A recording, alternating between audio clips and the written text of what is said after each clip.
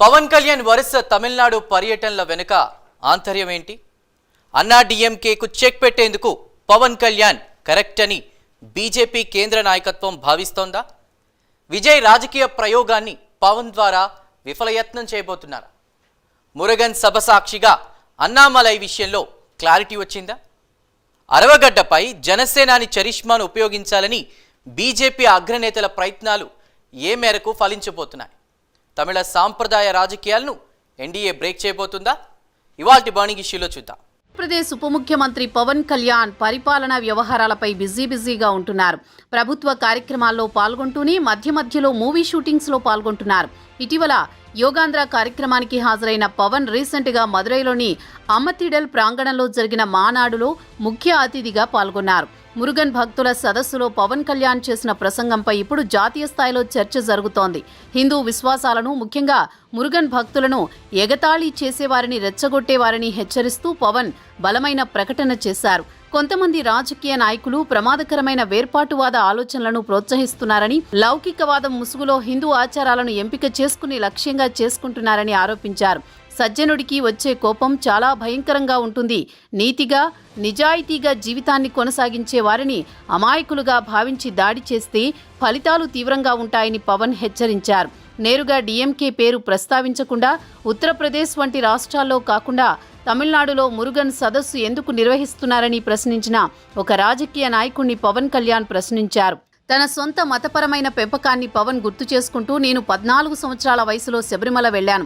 నేను నుదుటిపై విభూతి పెట్టుకుని పాఠశాలకు వెళ్లానన్నారు. నా మతాన్ని జరుపుకునే హక్కు నాకు ఉంది. దానిని ప్రశ్నించడానికి మీరెవరు?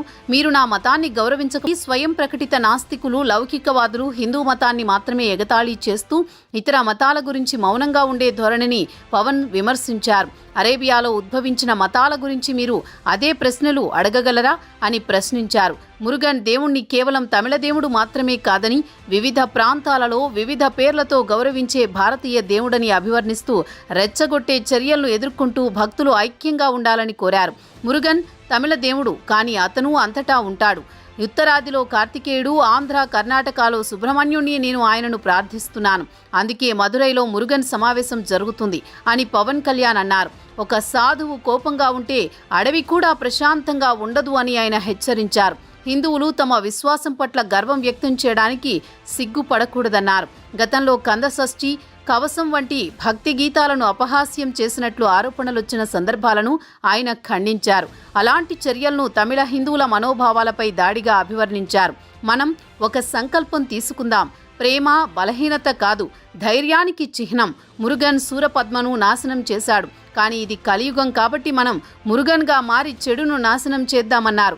దేవుణ్ణి నమ్మిన వారికి లౌకికవాదం ఒక అనుకూలమైన పదం, కానీ మన నాస్తికులు అన్ని దేవుళ్లను నమ్ముతారు, హిందూ దేవుళ్లను మాత్రమే నమ్మరు. లౌకికవాదులు హిందూ మతం తప్ప మరే ఇతర మతం పట్ల వివక్ష చూపరు. హిందూ మతం తప్ప మరే మతాన్ని ఎత్తి చూపే ధైర్యం వారికి లేదు. రాజ్యాంగం వారికి వాక్ స్వాతంత్రం అనే గొప్ప ఆయుధాన్ని ఇచ్చింది. దానిని వారు మన దేవుళ్లకు వ్యతిరేకంగా ఉపయోగిస్తారని పవన్ అన్నారు. ఇప్పుడై తోర్కిన్ ఎప్పుడై వెల్லும். அன்பு என்பது பலவீனம் அல்ல, அது துணிவின் அடையாளம், வீரத்தின் ஆன்ம, வெற்றியின் படிக்கட்டு. அன்பால் இணைவோம், ஆவேசத்தால் வெல்வோம்.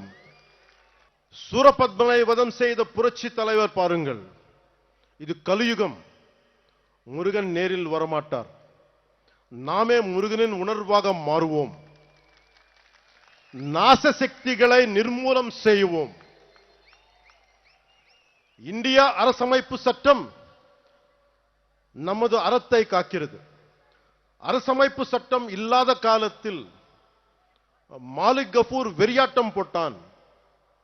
ஆனால் கடந்த 75 ஆண்டுகளாக அரசமைப்பு சட்டம் இருக்கும் போதே ஒரு கூட்டம் ஆடுகிறது. காரணம், நாசசக்திகளை ஆரம்பத்திலேயே கிள்ளி எறியாமல் விட்டுதான். దారి తప్పితే అక్కడే పోరాటం ఉంటుందన్నారు పవన్ కళ్యాణ్. కావాలనే ఉత్తరాదితో పోలుస్తూ సమస్యను పక్కదారి పట్టించడమే కాదు, ప్రజల్లో విభజనవాదం తీసుకురావాలనే కుట్ర దాగి ఉందన్నారు. ఇలాంటి విభజన ఆలోచనలు ఉన్నవారు చాలా ప్రమాదం. ఇలాంటి వారు శివునిపై, అమ్మవారిపై కూడా ప్రశ్నలు వేస్తారన్నారు. దేశంలో ఎక్కడ ధర్మం దారి తప్పినా అక్కడ సంఘటితంగా పోరాడాలన్నారు. స్వయంగా శివపుత్రుడి వివాహం జరిగిన మదురై నేలను మళ్లీ అపవిత్రం చేసేందుకు ఇప్పుడు కొన్ని శక్తులు బలంగా ప్రయత్నిస్తున్నాయని, వినాశకాలే విపరీత బుద్ధి అని ఇక్కడ పాలకులు కూడా ఆసక్తులకు మద్దతు తెలుపుతున్నాయి. శ్రీ ముత్తు రామలింగ దేవర్ ప్రజల కోసం పోరాడిన ప్రాంతం నుంచి ఈ కార్యక్రమం మొదలు కావడం, మనమంతా ఐక్యం కావడం, మురుగన్ల అన్నాడీఎంకేతో పొత్తు పెట్టుకుని బలపడ్డట్టు కనిపిస్తోన్న ఎన్డీఏ కూటమి అదే దూకుడుతో రాబోయే అసెంబ్లీ ఎన్నికల కోసం కసరత్తు చేస్తోంది. సహజంగానే తమిళనాట ప్రాంతీయ పార్టీలదే హవా. ఆ సెంటిమెంట్కి బ్రేక్ ఇస్తూ రాష్ట్ర రాజకీయాల్లో బీజేపీ బలపడాలంటే హిందుత్వ కార్డును జనంలోకి మరింత సాలిడ్గా ప్రవేశపెట్టాలి. మదురై మురుగన్ మహానాడు ఆ వ్యూహంలో భాగంగా జరుగుతోందని, అందుకు పవన్ కళ్యాణ్ చరిస్మాను ఉపయోగించుకుంటున్నారనేది మరో తాజా చర్చ. మురుగన్ సమ్మేళనానికి నేతృత్వం వహిస్తోన్న హిందూ మున్ననికి మాతృ సంస్థ ఆర్ఎస్ఎస్. హిందూ మున్నని అధ్యక్షుడు రామ్ గోపాలన్ గతంలో సంఘ్ పరివార్లో చురుగ్గా పనిచేశారు. బీజేపీతో సన్నిహిత సంబంధాలున్నాయి. హిందూ మున్నని నేతలు కొందరు ఇస్లామిక్ తీవ్రవాద సంస్థల హిట్ లిస్టులో ఉన్నారు. ఇలా అతివాద సంస్థగా పేరున్న హిందూ మున్నని పిలుపును మన్నించి అయితే పవన్ పాల్గొన్న ఈ మురుగన్ సభ దేశవ్యాప్తంగా చర్చకు దారితీసింది. పవన్తో పాటు మాజీ బీజేపీ అధ్యక్షుడు అన్నామలై కూడా సభలో ఉత్సాహంగా కనిపించారు. అన్నామలైను దూరం పెట్టారని, అన్నామలై బీజేపీ కోసం పనిచేయగా ఆయనను దూరం పెట్టడంపై బీజేపీ క్యాడర్లో అసంతృప్తి నెలకొంది. ఈ సభ ద్వారా బీజేపీ క్యాడర్లో ఆ వెలితి కూడా పోయింది. మరోవైపు సౌందర్ రాజన్ కూడా పవన్ కళ్యాణ్ 2 చోట్ల ఎమ్మెల్యేగా ఓడిపోయిన పరిస్థితి నుంచి ఇప్పుడు దేశ రాజకీయాల్లో ఆయన పేరు మారుమ్రోగిపోయే వరకు ఎదిగిపోయారు. వైసీపీ చెప్పి మరీ అధపాతాళానికి తొక్కేసిన పవన్ కళ్యాణ్ ఏపీలో ఎన్డీఏ కూటమి విజయానికి శ్రమించారు. అందుకే పవన్ కు రాష్ట్రంలో సీఎం చంద్రబాబు, కేంద్రంలో మోదీ, అమిత్ షా ఓ రేంజ్లో ప్రయారిటీ ఇస్తూ ఉంటారు. సనాతన ధర్మం విషయంలో పవన్ కు దేశవ్యాప్తంగా పాపులారిటీ వస్తోంది. బీజేపీ తరపున సైతం దేశంలో ఎక్కడ ఎన్నికలు జరిగినా స్టార్ క్యాంపెయినర్గా పవన్ ను వినియోగించుకుంటున్నారు. మహారాష్ట్ర, కర్ణాటకలో ఎన్నికల ప్రచారానికి కూడా వెళ్లారు. ఇప్పుడు తమిళనాట కాషాయ జెండా ఎగరవేయడానికి పవన్ సేవలను వినియోగించుకోవాలని బీజేపీ పెద్దలు భావిస్తున్నట్టు తెలుస్తోంది. ఇప్పటికే దేవాలయాల సందర్శనకు వెళ్లారు పవన్. సందర్భం దొరికినప్పుడల్లా తమిళ పాలిటిక్స్ పై ట్వీట్లు చేస్తూ అక్కడి ప్రభుత్వ తప్పులను ఎత్తి చూపుతున్నారు.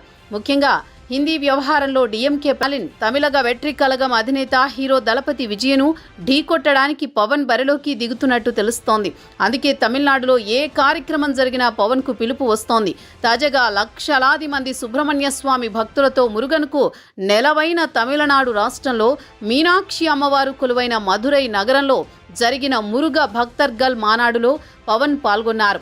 గతంలో పవన్ తమిళనాడులో పర్యటించినప్పుడు పార్టీని విస్తరించడానికి ప్రయత్నాలు జరుగుతున్నాయని, తమిళనాడులో కూడా పోటీ చేస్తాననే హింట్ ఇచ్చారు. పవన్ వరుస పర్యటనలతో తమిళనాడు కేంద్రంగా డిప్యూటీ సీఎం ప్రాధాన్యత పెరిగిందని చెప్పుకోవచ్చు.